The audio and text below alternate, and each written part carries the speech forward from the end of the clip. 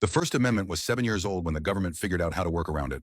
The year was 1798. John Adams was president. War with France seemed inevitable.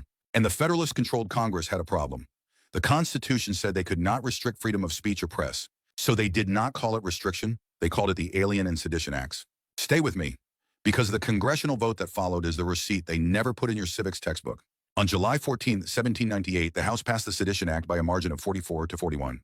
The law made it a federal crime to publish false, scandalous, or malicious writing against the government. The penalty was up to 2 years in prison and a fine of $2,000. 25 people were arrested under the act. 14 were indicted. 10 were convicted.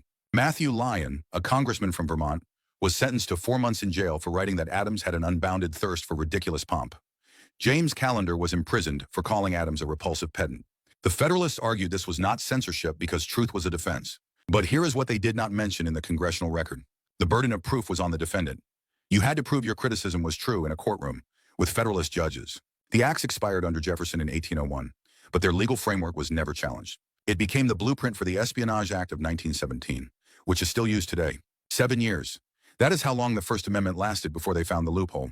Follow for more buried stories, because we have 50 more they never put in the textbooks.